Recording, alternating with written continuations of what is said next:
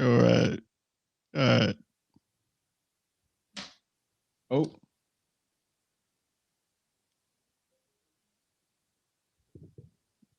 Okay. Can you hear me? Can't hear you yet. Ooh, look at that. Oh, no. No, I'm gonna go back to this one. Sorry. That one like this? Okay, I totally can't hear you right now. So hold on.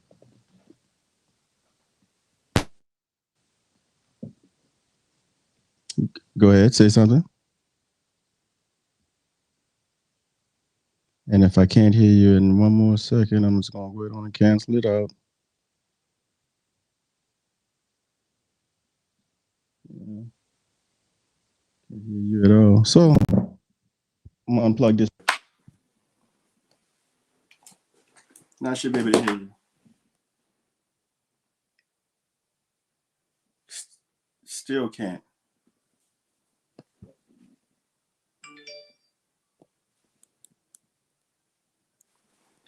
Hold on a second.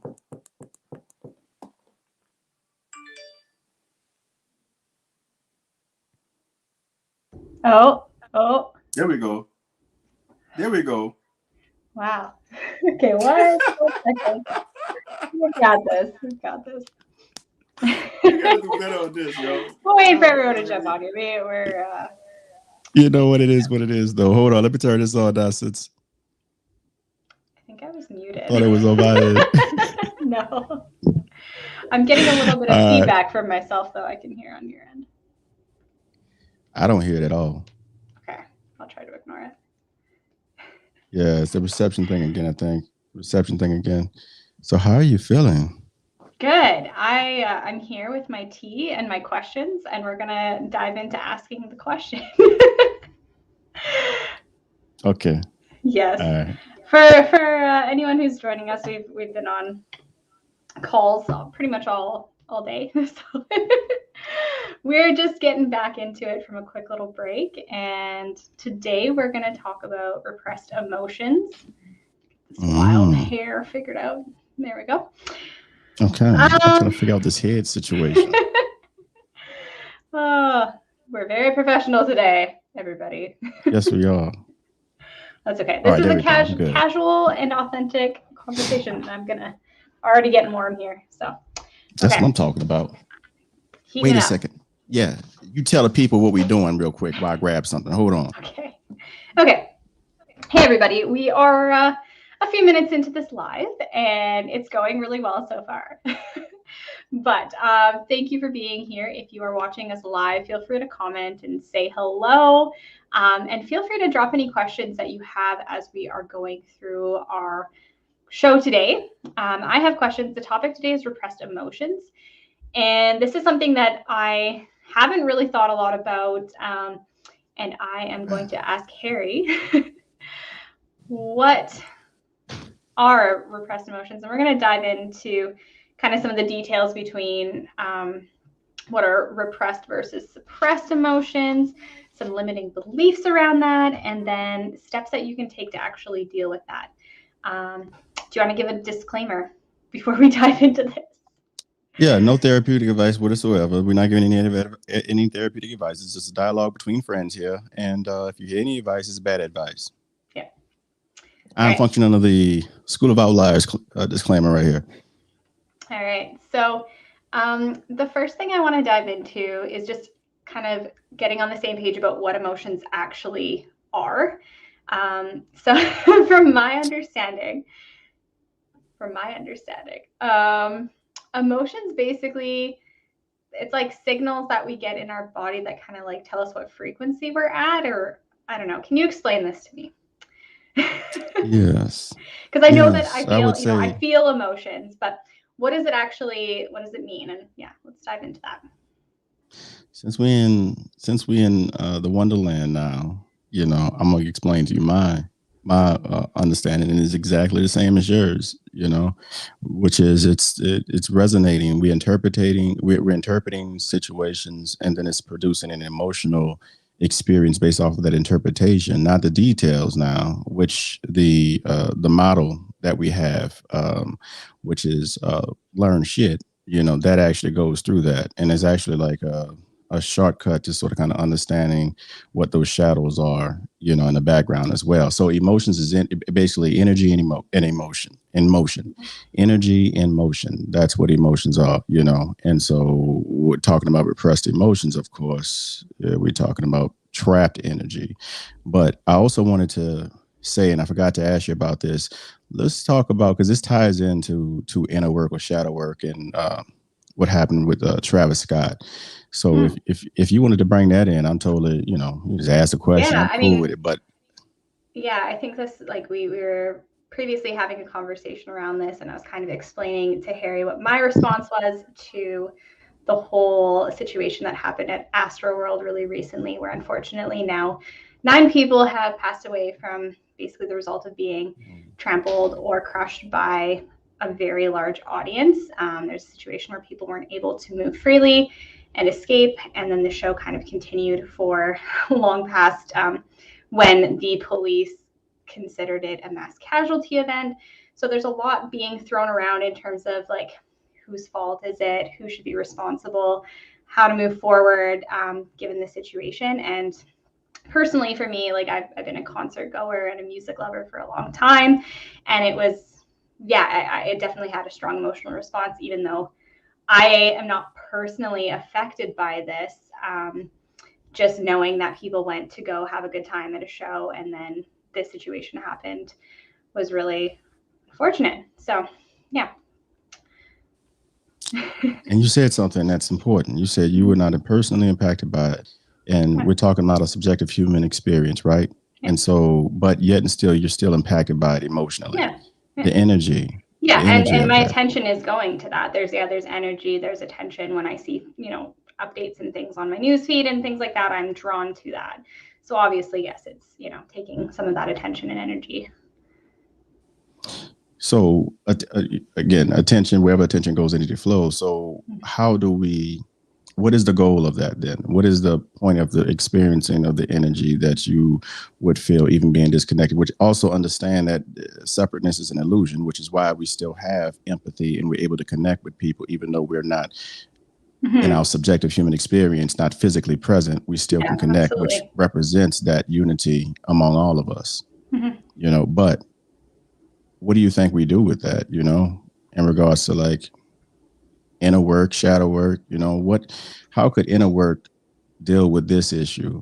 Where what exactly nine people were stampeded I think over? it was 8 initially, and then somebody succumbed to injuries as well recently. So, yeah, that's a really good question, though. What do we do with that, and how do we translate that into inner work? Maybe a good question. I'm not sure. It's just to ask why I'm triggered by that, and why this whole situation has really, like, bothered me so much. Yeah. And understanding that trigger, for us over here, us outliers over here, we believe that a trigger is no more than an area of further that needs further exploration, because there's more truth to be revealed in that space. Yeah. That again, it goes line in line with pain is the breaking of the shell that encloses your understanding. Where is your discomfort pointing to right now? What space in your physical reality, what space needs your attention right now? And so leaning into that, I know that anger motivates, right? It gives us the energy to do something. That energy in motion, it puts us in motion to do something.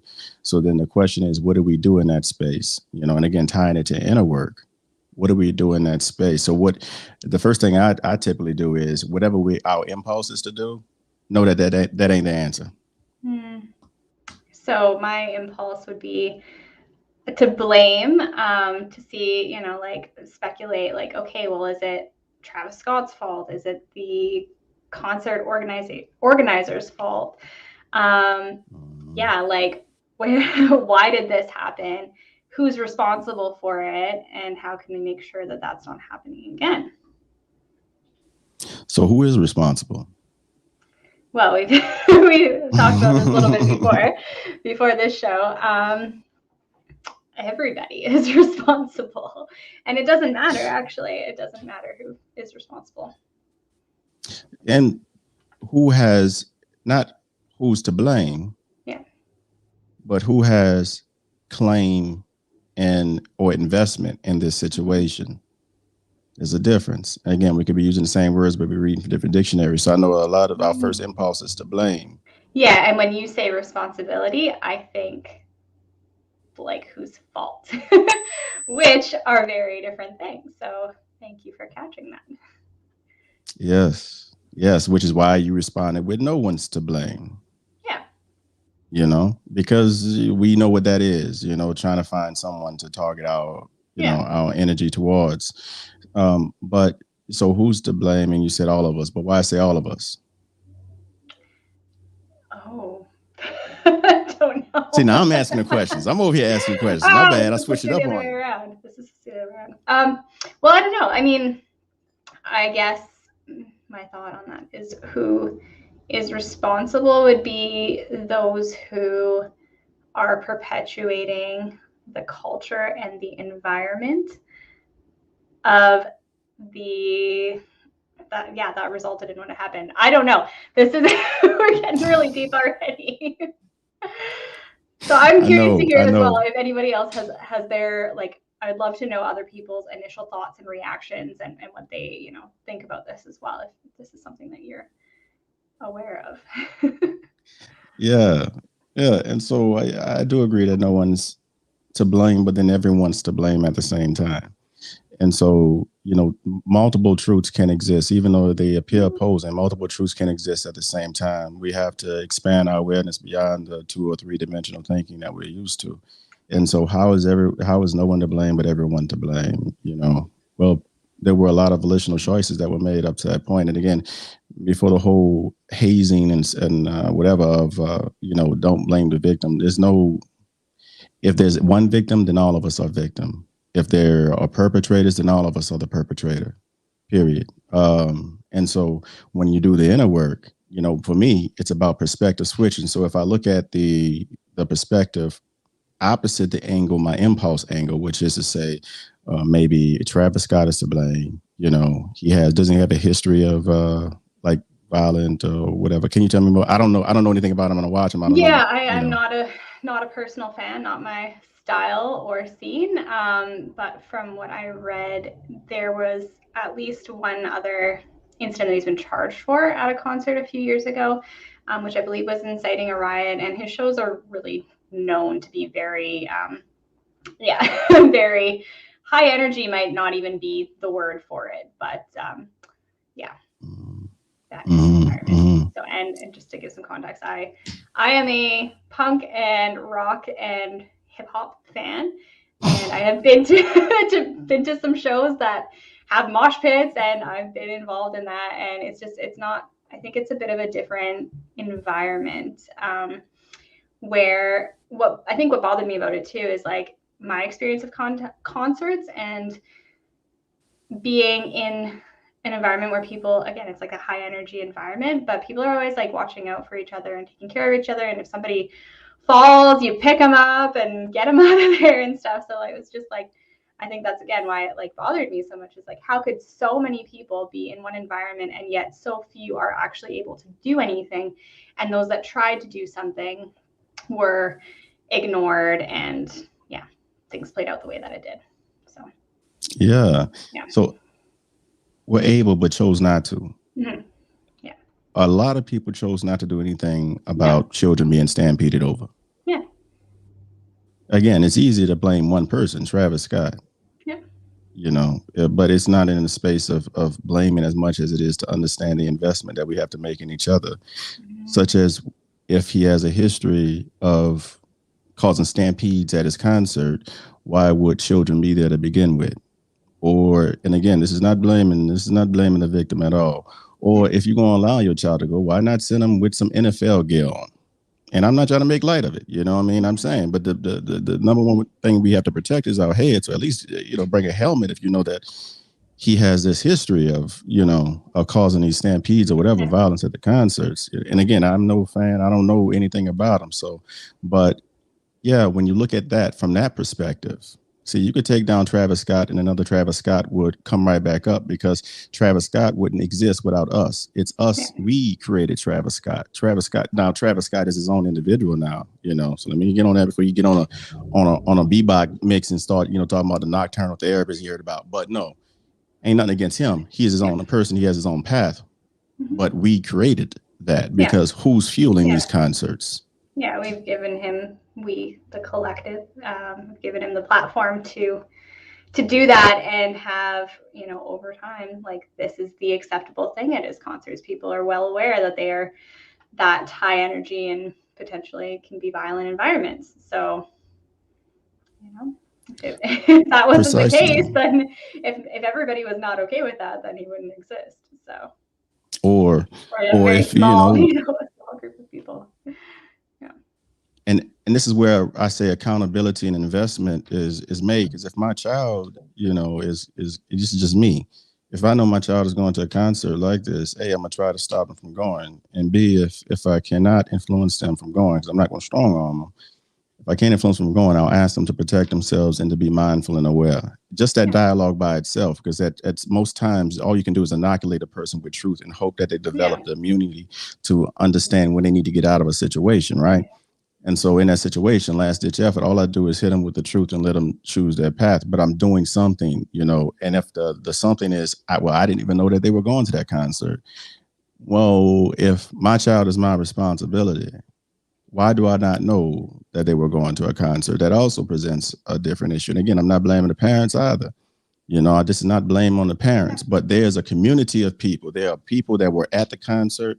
There were people that were on the stage. There is a family community. There's a school community. There are friends. All of these individuals influencing this one individual that lost their life, their life at this concert. And we got to understand what all added to this moment right here. Why? And if it's a chaos, if the field and the environment is chaos and we created it and we support it, why are we so attracted to chaos? Why do we behave like more animalistic where we can stampede over children at a damn concert? Not even just children, just other people. Yeah, other people humans. in general. Yeah. Yeah, humans. I could just see, the little bit that I did cross over my iPhone or whatever. I think it said something about a 10-year-old child being one of the victims, and that's the only one that I keep thinking about because that's the one that flashed across my screen. But yeah, any death, any loss, is horrible, equally horrible, But to think that I'm seeing this again, 10-year-old being stampeded over, and I'm not doing anything. And I'm sure people were trying. Yeah. But the fact that all of us wouldn't be in that space, what would create that level of lack of empathy? Mm-hmm. What creates that in a society? Yeah. So is this where we can connect it to repressed emotions? Yes. Thank you. This is why you're here, Hannah. That's what I'm talking about. Yes. So connecting. Go ahead. No, you asked the question. Okay. Wait. So what we've touched a little bit on emotions and then talked a lot about this situation. And really, I think what it comes down to is, this collective environment, I'm not sure where I'm just going to go with this. But what causes people to be in a space of like that lack of empathy, of not doing something in the face of these terrible situations? And also, I guess my question and where we can go with this is like, what conditioning in society do we have that has caused us to keep so many things in? Okay, that's two questions. You got to hit me one at a time. Very focused. So the first one is, what are repressed emotions and how does that connect to this? Yes.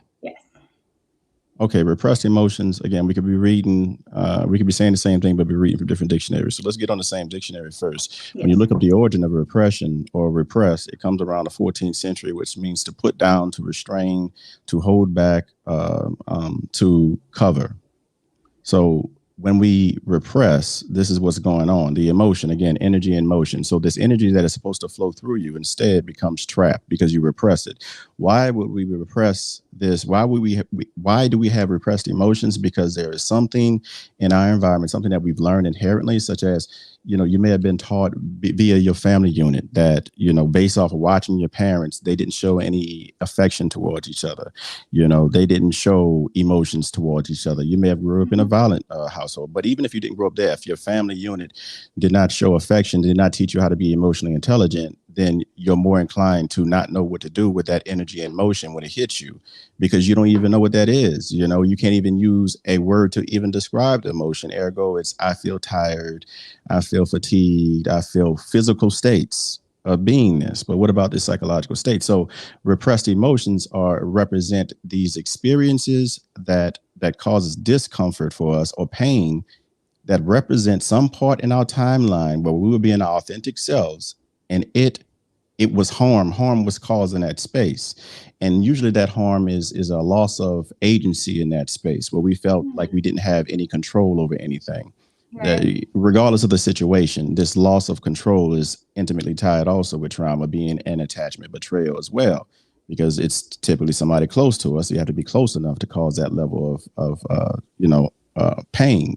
Right. And so in that space, because we don't understand it, we push down our authentic self, and then this ego part shows up via the shadow. So let me just kind of clarify this again. This would be a situation usually in childhood where I or whoever is trying to express themselves authentically, and essentially somebody comes and squashes that in some way, shape, or form.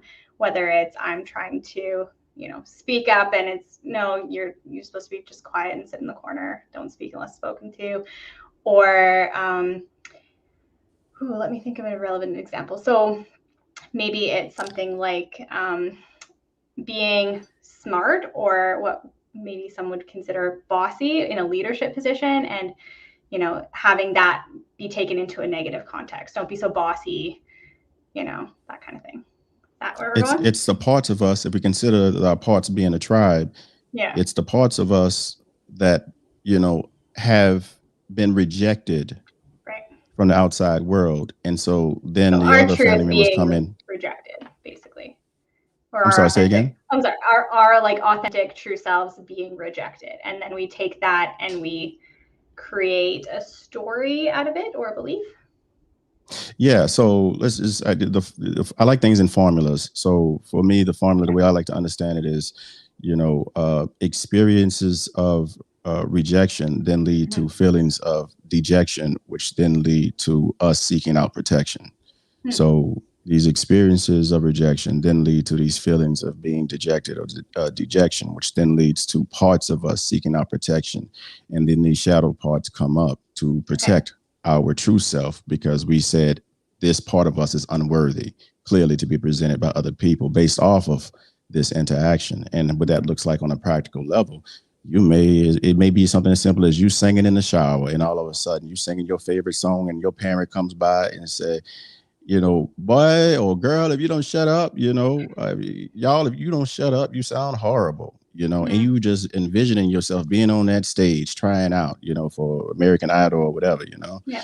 But you hear that, and you're already fighting this feeling of, well, I don't think I'm good enough, which we all fall into. And so you're fighting that, you hear someone you're connected to say that, and now you hide that no longer becomes a dream, because this person has completely said that, yo, you don't have the skills, that you are unworthy in this space, your voice is unworthy. And so how does the shadow respond? Extreme shyness when it comes down to speaking up, or even the thought of singing or telling anybody that they have the dream of singing. That ego protector comes up and says, you better shut up. You know what harm was caused last time you tried to be authentic. So how does inner work tie into all of this is that as we are liberated from our fears, our very presence automatically liberates others. When we understand so for the Travis Scott situation, when we understand why a large portion of the population would be so attracted to chaos that they would pay an obscene amount of money to potentially be stampeded over, when we begin to ask questions like that, then we can understand, how do we prevent things like this in the future? Or better yet, how do we move to a space of more connectivity where or unity, where we can understand and respect one another, still attend these concerts, but have enough dignity and respect for one another where we won't stampede over one another because one person is on a stage that we like. Yeah. Yeah, we can begin to see each other as other parts. I don't know if other parts of ourselves, but just that we are all connected and we're all part of the same, oneness. If that makes sense. The fact that you, all the way from Canada, would tear up at the sound of, that we're hearing these news, and it just breaks your heart, and you would have this emotional reaction. Contrast that to people that were actually at the concert running over people or not assisting others and trying to keep them from being ran over. That's a completely what creates this apathy where I don't give a damn about what I do to you. Now again, the knee-jerk reaction is to attack those people. But again, I start with the knee-jerk reaction and say, okay, Harry, you already know that that's the wrong way, so what's the opposite look like? And so the opposite of that, instead of hating them, looks like love. If you teach a person to love themselves, then they have no choice but to love the other. These situations, they reflect the whole of society. It's not just Travis Scott or just the people that, even ran over, these victims, the people that were lost. It's not even them. It's all of us.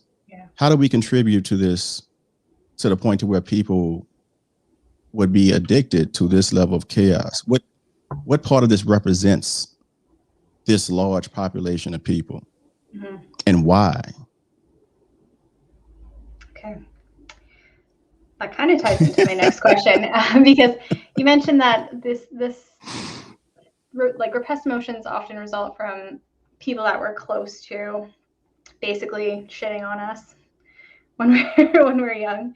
But does this also apply to like conditioning as a wider society? That often, especially up until this point, I think things are starting to change a little bit and people are becoming a little bit more aware of this, but like, especially in the male side of things, but I don't even want to generalize because I think it's everybody, that we need to keep things down, that we need to, not get emotional. This applies to women too, right? Don't get so emotional. Emotions make you weak, that kind of stuff. So how much, like, to what extent do you think that it's our personal and then like personal experiences and then like societal conditioning? Almost certainly societal.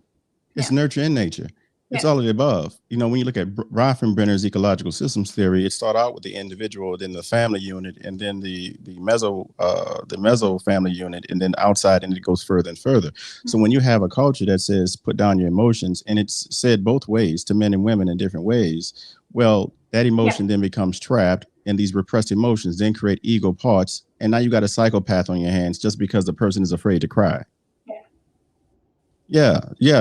It most certainly is a sign and symptom of poisonous thoughts in the culture. There's definitely poison in the culture.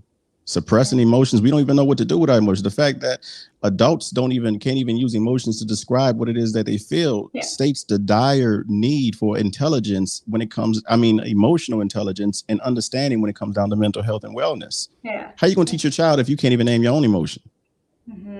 And who's going to teach them if you grew up in a family, again, not trauma, nobody crapping on you, but you grew up in a family where emotions are not accepted, and you get your heart broken as a teenager, and you go to this apathetic parent, and they tell you, instead of teaching you how to process your emotions and sit down with you and help you to understand how you feel, they say, oh, don't worry about it, you'll get over it. You're going to have many more. You're young. It doesn't matter. Your emotion, like, just get over it.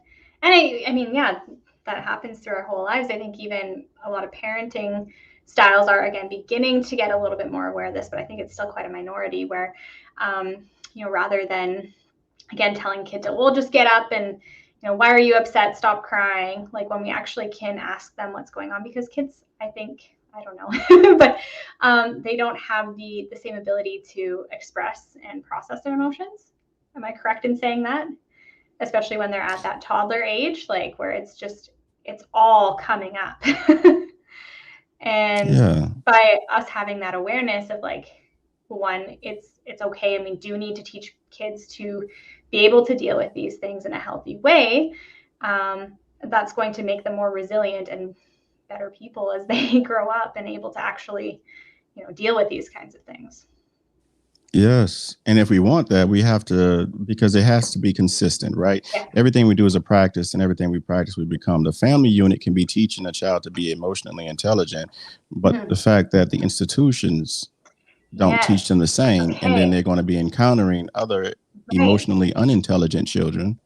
I'm sorry, go ahead. Oh no, this is very, yeah, I like where you're going with this. So how do we deal with that, right? Like if at home we have a parent who's aware and is attempting to, help their children process emotions and deal with it and learn about emotions, and yet they go into a society where it's still, or an institution, school, whatever, where it's still very, keep it down. They're not fostering that kind of awareness. How does one deal with that? And yeah, what can we, is there anything that we can do in that situation?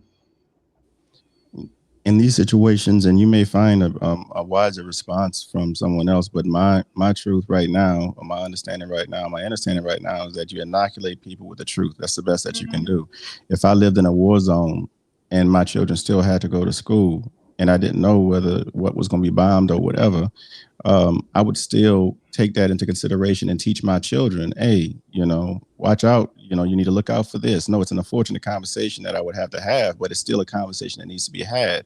And so I Yep. would inoculate my children with the truth by not only showing them what emotional intelligence is, but what it also does not look, what it looks like when it's not there. And Mm-hmm. so this is how people deal with their emotions when they're not emotionally intelligent. This anger, this when you hear people talking about, oh, they can't do nothing but flash out, Yep. either A, they have some type of mental disorder, which they need to get help with, because apparently it's impacting the public population and they don't feel safe enough to control their own impulses. So some type of impulse control disorder that needs medication and whatever else. Or B, they're just not emotionally intelligent enough to channel that energy in a healthy way. And you will encounter a lot of emotionally unintelligent people. Yeah. They will try to shame you, they will try to make you feel less than. They will find ways that you are different from them, and then they will shame you and call you less than for it. Yep. This is what you're going to face out there. We don't do that in this house, but this is what you're going to face out there. Okay. Know what this is when you see it. The Yeah. best thing you can do is inoculate your child with the truth, but you Yeah. got to have access to truth in order to do so. Yeah. And I think that really has to involve us working on our own stuff and being aware of that. It starts with you, right? You can't give what you don't have, as you have said before. So I also want to touch on this idea of like comparing trauma, because I think when people think about like repressed emotions, they think they have had to have experienced some like, terrible thing like abuse or whatever in their family. But as we've been talking about, like this can be subtle things that don't necessarily register as a trauma, but still kind of get ingrained into you. So yeah, Mm. what do you have to say to that on the whole like trauma comparison? Like, well, I don't, it's not that bad for me because this person has it way worse, or at least I didn't have this experience or whatever. Yeah, to that, because so many people are in that state, that deluded state of believing that, I'd have to ask a question. I have to answer your question with a question, which is, how does a fish know that it's in water? Mm. Most of us don't even know what trauma is, can't Yeah. give you a definition of what it is. So for damn sure, we don't know what it looks like. And Yeah. yet we're comparing something we can't even conceptualize with something else that we can't conceptualize. All we know Yeah. that it was a bad thing.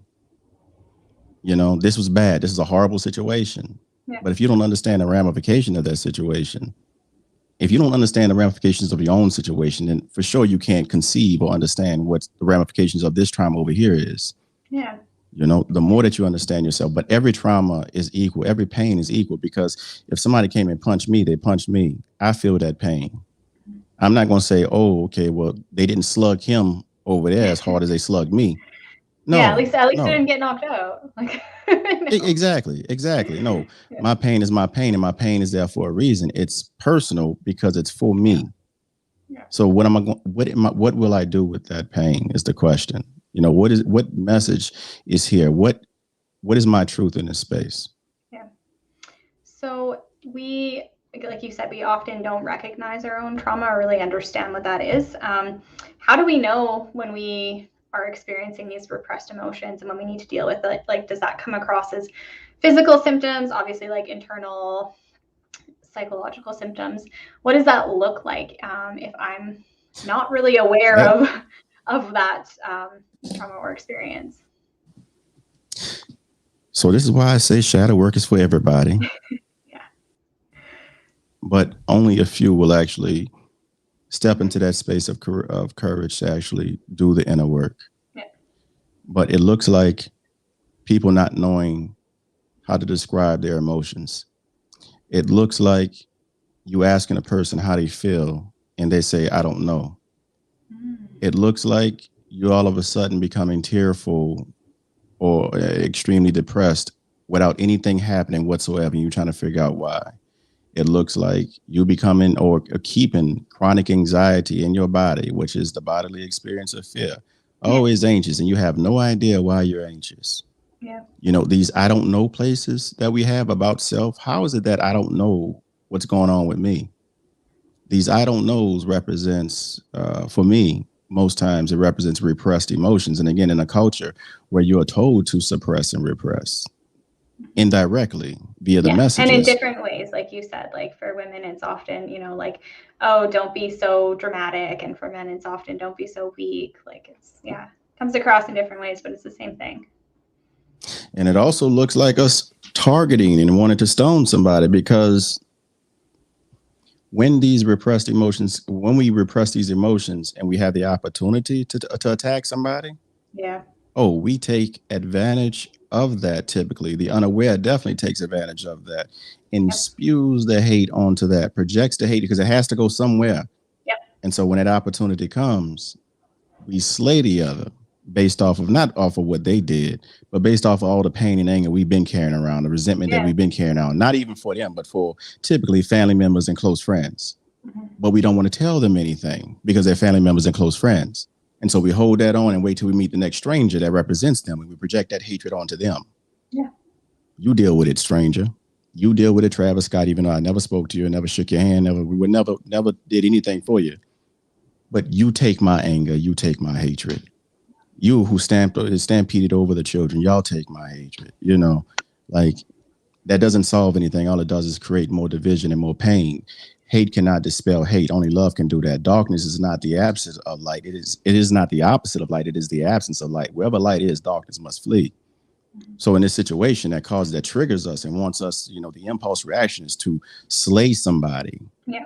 Find the enemy and then kill them. Not kill them, like really kill them, but find them and attack this person, cause harm to this other individual. Blame, sue. Stop. Exactly. Blame, cancel. sue, destroy. Exactly. Yeah. Pause for a second. Don't go with that impulse reaction and do some inner work, do some shadow work, and ask yourself, why are you so triggered in this moment? Yeah. And what would be the most effective way of addressing this so that it never happens again? Because I can tell you, you can put Travis Scott on a spaceship and shoot him to Pluto. There will be another Travis Scott right there because we demand one to be there. How do you know? Check the ticket sales. We demand one to be there. Yeah. Yeah, this was like a 50,000 person concert. And earlier in that day, like their gates were stormed by other people, they were over capacity, but 50,000 sold tickets. It's a lot of people in that space. Mm-hmm. So you're right. Yeah. If it's not him, it's going to be someone else. And it is an opportunity for us to all look inwards and really see what's going on.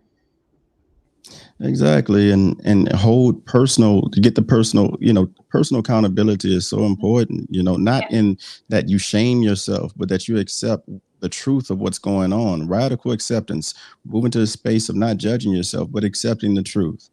Because often, dealing with families in the past, I've heard this said time and time again. Well, my parents didn't teach me the right way. Okay, well, you've been knowing that for how many decades now? How many decades you had crappy parents? Oh, okay. So what did you do about that? You didn't buy not one parenting book, nothing? Yeah. How many decades? Okay, so you saw that you did not have this in this area. Again, not blaming now, but I bring it straight to the face so that that excuse right there, that does nothing for you. Yeah. It does not serve you in any way to say, okay, well, I wasn't taught. Well, that you lack information in a space. Why are we not being intentional about that? The same way you're intentional about making sure that your rent paid. Yeah. Yeah. Anyway, I don't go off too much on that right there. But again, this looking to the self, holding up a mirror to the self. You want to solve murders. You talk to a murderer before you do the impulse of sending them to the chair, whatever, lethal injection. Understanding what developed that, what caused that. This is why the field of psychology is here, to understand the human psyche, to understand that we are most certainly operating like a CPU, where the brain is the hardware, and then our interpretations of the world based off of our experiences that we then project into the present moment, that's the software. But if no one was there to teach us, the healthiest way for us, then we're just pretty much throwing stuff at the wall, hoping that it stick. And so we've developed a lot of unhealthy coping strategies that then continue to progress like any disease will. Yeah. So what would you say is the cost of holding on to this stuff and not dealing? We've talked about a lot of this already, but kind of in general. Hold on a second. That's my dog cutting up. Hold on. Curious to hear audience's thoughts as well. So again, if you have any opinions or anything that's come up for you based on this situation or just on the topic of repressed emotions and questions, we would love to hear it.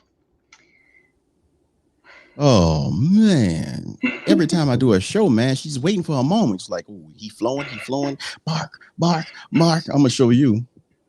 I told you I wanted some more food. She just plays with the food. She eats and then eats and then just plays. Anyway, what was the question? Doug, so like overall, what's the cost of not dealing with repressed emotions? I mean, we've talked about some of this as it relates to physical and internal symptoms, but overall, even in the context of I would appreciate your context on like entrepreneurship and as a business owner. How does this really hold us back? Well, if your business is to sing and you've been shamed when you were a child and the ego part has been in that place that entire time, then you're not going to be a successful business owner. If singing is a part of you being a successful business owner. Yeah. So this trance of unworthiness then leaves us to, make excuses in other ways. These ego states make excuses for us to remain in hiding. We may not take the risk. Usually it represents us not taking the risk, to or jump off that. Being seen or whatever. Yeah. Exactly. The fear of being seen, also the fear of falling. Yeah. Also the fear of succeeding. What will that look like? Will I have my same set of friends? Yeah. Well, if you know that you've been living or been hanging out with low energy friends because that's the way that you felt about yourself, but you always resonated on a higher level, then yes, you may have to leave your friends. And so people, it's the mind being afraid of, much of it is the mind being afraid of change, but change is inevitable, but growth is optional. We got to choose wisely. The one constant in this world is change. And either we move with time, which time only does one thing, move forward. Either we move with it or we get left in the ashes of the past with our repressed emotions. But these repressed emotions physically, I noticed that a lot of people in my practice, for example, well, not a lot of people, but I've had people in my practice, and not only that, in my personal life, women may present with fibromyalgia. And for me, on a spiritual level, that represents this self-hatred then turning in on the body and attacking itself on a spiritual level, And so after all the medicine and all the doctor visits and everything else is exhausted, and they come to me, again, in that space of pain is the breaking of the shell that encloses your understanding. Now they're ready, they're open for even an uncommon explanation or solution for that pain. I can't be heard until that point. That pain isn't there yet, Oh, it's this or that, most certain. What does it have to do with my childhood? Is it fibromyalgia? I don't have anything to do with my childhood. Keep on taking the meds and keep on, whatever. And I'm not saying that that's the case. That's always the case, but. Yeah, I'm honestly, I would not be surprised if that was way more common than you see, just because people go treat these physical symptoms, but it, I think so often it relates to something much deeper than that. And that's probably a topic for a whole other show. But I do want to wrap this up in the next couple of minutes here. So what would you say to somebody who thinks that it's they're like, this is too scary, this is too difficult, I don't really want to go there? What's scary is to live dying. What's scary is to spend your entire life not knowing who you truly are. You're talking about not going. I mean, people saying not going there. You don't even know where there is to not go there.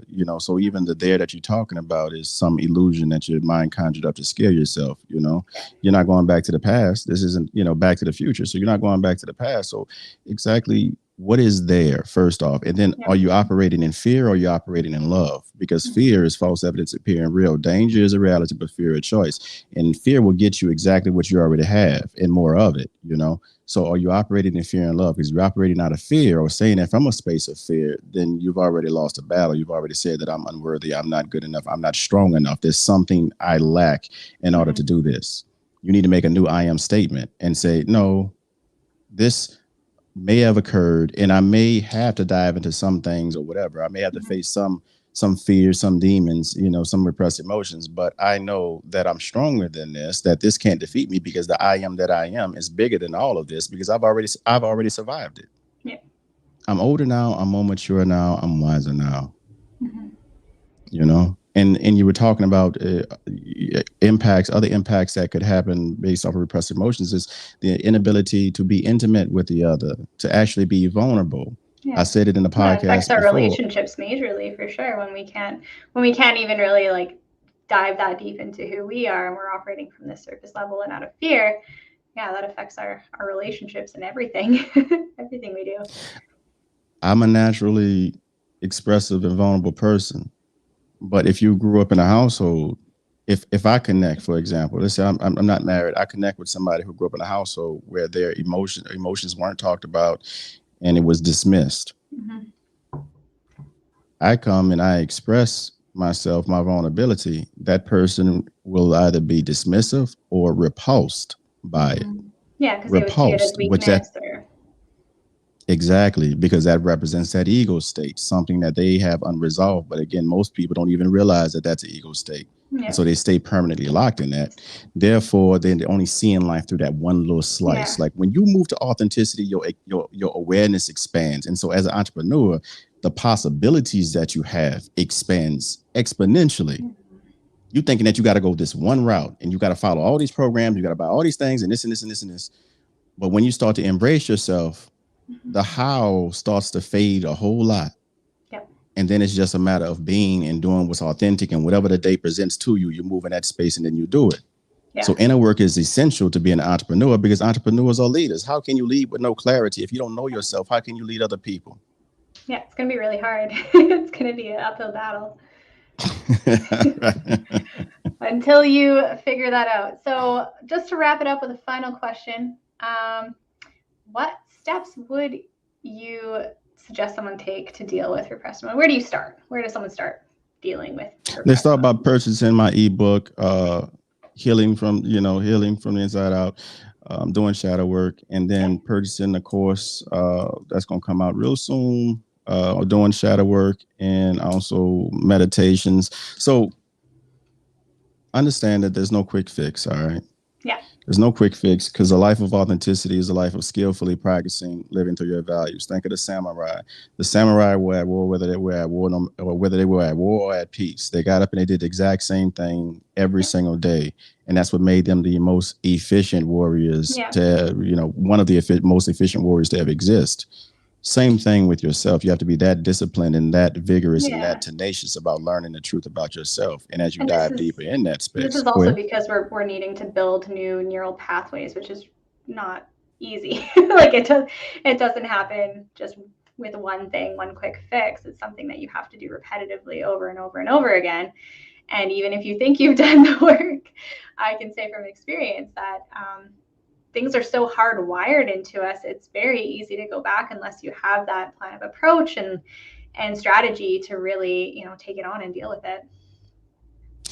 You could be on a plateau. I have been just floating on the plateau of insight and awareness, and then overextend myself. And then in a fatigue state, these areas that are still unresolved then trigger a state. Yeah. And that's how the process happens really for just about all of us, especially those of us who are kind of trying to get it, out there working all hours of the day or whatever. And so in that fatigue state, it's usually in a fatigue state where we're the most vulnerable. Yeah. And so then I have to understand, how did I get to the fatigue state to begin with? Because I already know the vulnerabilities of the mind, so I did not place I place parameters around those loopholes, those weak points. All it takes is a small leak to sink a great ship. And so I'm constantly practicing Where does my mind need to be at? For human design, for example, I'm a producer, like I like to produce. Yeah. Let me see things move. And human design says, stop. You need to be patient. Don't worry about what it physically is being produced. Your job is to be patient. And in that space of being patient, that's when the invitations come to you. Again, knowing this is different from the application, Yeah. and so I got to constantly do that, remind myself over and over to these new neural pathways are stronger than my old neural pathways that are strong, fortified bridges. This other stuff is still uncharted territory that I'm still Yeah. swinging and I killing the mean, grass through. You know what I'm saying? yeah, for most of us, it's 20 plus years of that being hardwired into us. So, like a week, 2 weeks, a month, it's going to take a lot more than that. And it's definitely ongoing. So, yeah, in order to take those next steps, I think my suggestion is that it starts with awareness and starts with diving into this stuff a little bit deeper. So the ebook is a really good place to start, just to get that solid understanding, and then having that support and that plan of approach to actually go through it and commit to practices that are working on this each and every day. And yeah, it's Yes. not just about it's not just about being high vibe and like unicorns and rainbows every day. It takes work, and it's not always going to be easy. But as you said, there's a lot at stake if you do not choose to actually dive in and deal with it. So practice number one, because when we keep it, because that all we say was truth, but it gives people an out to not do anything, right? So let me help you tell your mind to do something, because that's another thing too that we've been conditioned to do. Wait around for somebody else to tell us to do something, even though we know we need to get it done, right? Yep. So let me tell you what to do. Google introspection. How to develop introspection. Anybody who's listening, anybody who you forward this to, you ask them to Google how to develop the skill of introspection. And we're talking about inner work. We're talking about shadow work. That by itself will get you started, and you just go deeper and deeper in that understanding. That's why I say it's about going deeper in what you already know. It's not that you need to know something different. Is that we refuse to go deeper. We stay at the I know enough space instead of knowing and understanding what's really there. The truth is right in front of our face. Yeah. Who's willing to grab the shovel and go deep? I think that's something that we can get trapped with, and kind of in a cycle of trying to find different things that will work. But really, it's not about having all these different things. It's about, like you said, just continuing to go deeper and really committing to that. Addictions definitely a big sign of repression. Alcoholism, substance abuse, addiction to opioids.